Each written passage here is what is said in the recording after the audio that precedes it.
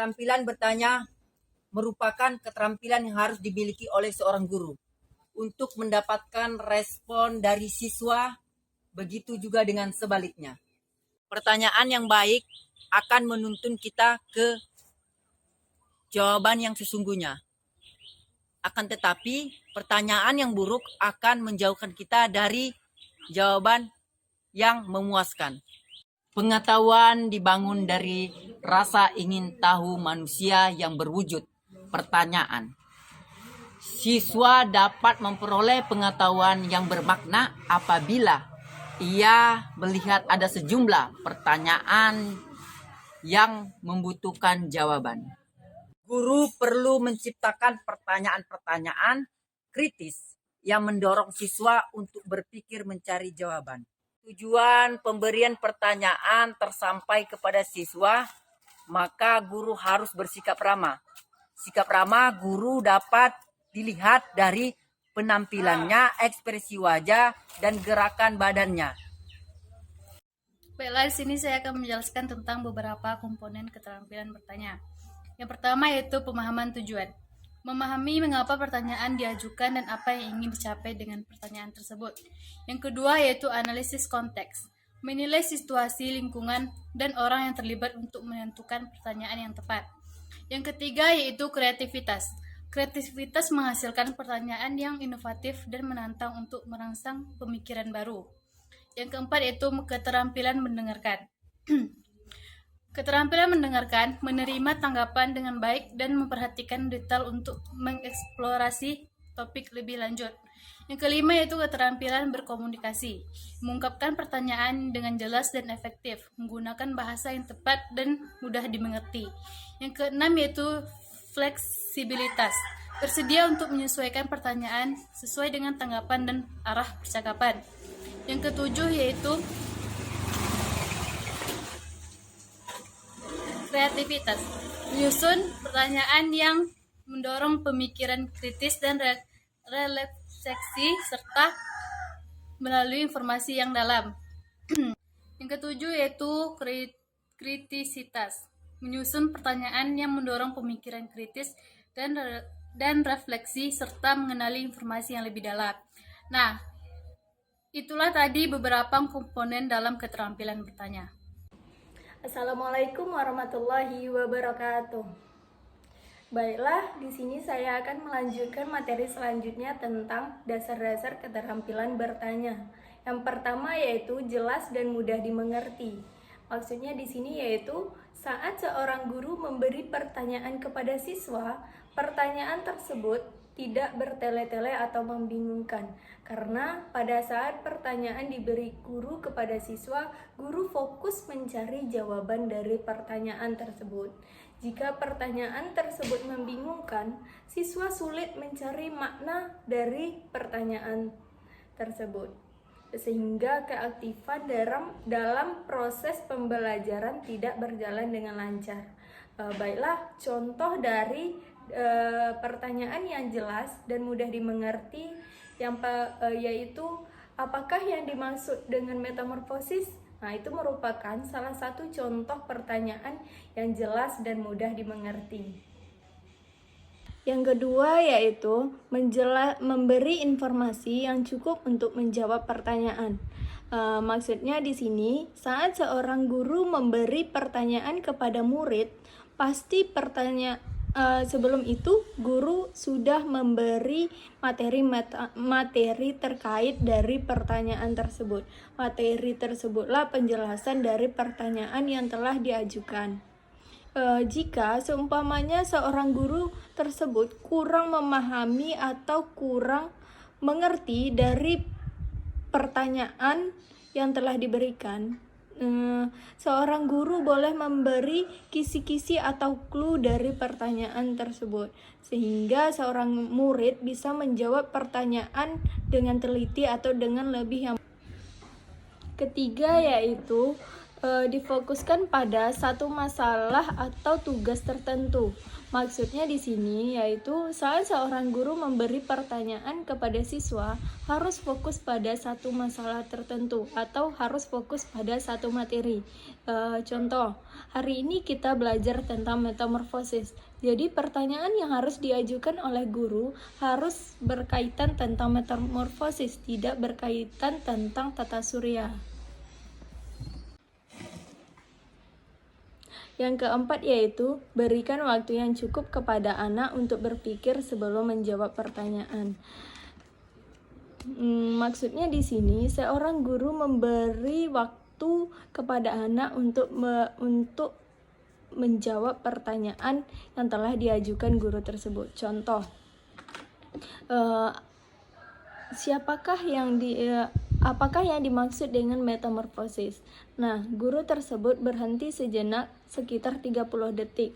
Dan seumpamanya jika ada seorang murid yang mengangkat tangan, guru berhenti sekitar 30 detik agar siswa yang lain dapat berpikir apa jawaban yang telah diajukan oleh guru tersebut. Setelah itu, seorang guru tersebut mengulang pertanyaan yang telah diajukan, sehingga siswa yang lain dapat berpikir apa jawaban yang telah diajukan oleh guru tersebut. Assalamualaikum warahmatullahi wabarakatuh.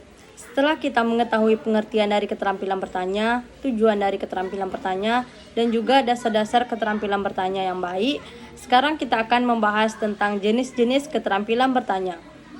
Jenis-jenis keterampilan bertanya terbagi menjadi dua. Yang pertama yaitu keterampilan bertanya dasar, dan yang kedua keterampilan bertanya lanjut. Nah, di sini saya akan membahas tentang jenis yang pertama, yaitu keterampilan bertanya dasar. Keterampilan bertanya dasar adalah pertanyaan awal yang menjadi pembuka untuk meminta penjelasan atau keterangan dari pihak yang menjadi lawan bicara. Keterampilan bertanya dasar ini juga mempunyai komponen. Yuk kita bahas. Komponen yang pertama, pengungkapan pertanyaan secara jelas dan singkat. Maksudnya, ketika seorang guru memberikan pertanyaan kepada muridnya, pertanyaan tersebut haruslah secara singkat dan tidak bertele-tele, supaya siswa bisa dengan mudah memahami dan bisa memberikan jawaban yang tepat dari pertanyaan yang diajukan oleh guru tersebut. Komponen yang kedua, pemberian acuan.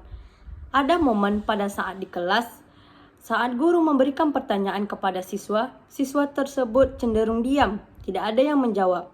Nah, disitulah tugas guru memberikan sedikit clue atau petunjuk sehingga siswa tersebut bisa memunculkan idenya dari petunjuk yang sudah diberikan guru tersebut, sehingga siswa bisa menjawab pertanyaan yang diberikan oleh guru. Komponen yang keempat yaitu ada pemindahan giliran. Pemindahan giliran ini bisa dilakukan mula-mula guru memberikan pertanyaan kepada seluruh siswa, kemudian memilih beberapa siswa dengan menyebutkan nama siswa tersebut. Pemindahan giliran ini bisa dilakukan bertujuan untuk mendapatkan jawaban dari siswa yang lainnya, dan juga bertujuan untuk menghindari yang namanya pilih kasih. Komponen yang kelima yaitu penyebaran. Ketika guru mengajukan pertanyaan kepada siswa, diusahakan di satu kelas tersebut mendapatkan giliran untuk menjawab pertanyaan yang diajukan oleh guru.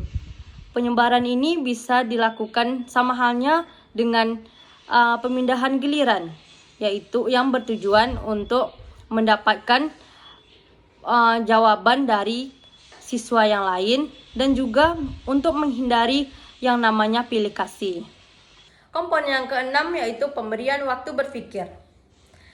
Ketika guru mengajukan pertanyaan kepada siswa, hendaknya guru memberikan siswa waktu berpikir terlebih dahulu sebelum menjawab pertanyaan yang diajukan guru.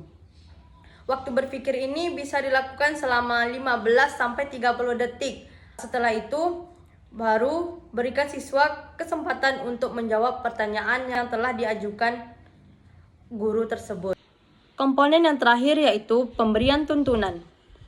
Kadang-kadang, pertanyaan yang diajukan guru tidak dapat dijawab oleh siswa, atau jawaban yang diberikan siswa tidak sesuai dengan yang diharapkan oleh guru. Hal ini sebagai guru harus memberikan tuntunan kepada siswa supaya siswa dapat menjawab pertanyaan sesuai yang diharapkan oleh guru tersebut. Assalamualaikum warahmatullahi wabarakatuh. Hai semuanya, di sini saya akan menjelaskan tentang keterampilan bertanya lanjut. Apa itu keterampilan bertanya lanjut? Keterampilan bertanya lanjut adalah lanjutan dari keterampilan bertanya dasar yang lebih mengutamakan usaha mengembangkan kemampuan berpikir siswa, memperbesar partisipasi, dan mendorong siswa agar dapat berinisiatif sendiri. Ada beberapa komponen dari keterampilan bertanya lanjut ini. Komponen yang pertama yaitu pengubahan tuntutan tingkat kognitif pertanyaan. Pengubahan ini maksudnya seorang guru dalam memberikan pertanyaan harus bisa mengubah tingkat kognitif siswa dari tingkat yang rendah ke tingkat yang kognitif yang lebih tinggi. Teman-teman tahu nggak apa itu kognitif? Kognitif merupakan bagian dari taksonomi pendidikan yang terdiri dari beberapa tahap. Yang tahap pertama C1 yang merupakan pengetahuan, C2 pemahaman, C3 penerapan, C4 analisis, C5 sintesis, dan C6 evaluasi. Jadi pengubahan tuntutan tingkat kognitif inilah yang kita ubah, yang dari tingkat pengetahuan kita ubah ke tingkat pemahaman, kemudian penerapan, analisis, sintesis, dan yang terakhir ke tingkat evaluasi. Komponen yang kedua yaitu pengaturan urutan pertanyaan secara tepat.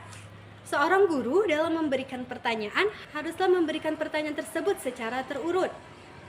Misalnya, pertama seorang guru memberikan pertanyaan pemahaman, kemudian lanjut ke pertanyaan penerapan, lalu pertanyaan analisis, kemudian sintesis, dan yang terakhir lanjut ke pertanyaan evaluasi. Dan seorang guru hendaknya memberikan waktu untuk siswa menjawab pertanyaan yang kita ajukan tersebut. Komponen yang ketiga yaitu penggunaan pertanyaan pelacak.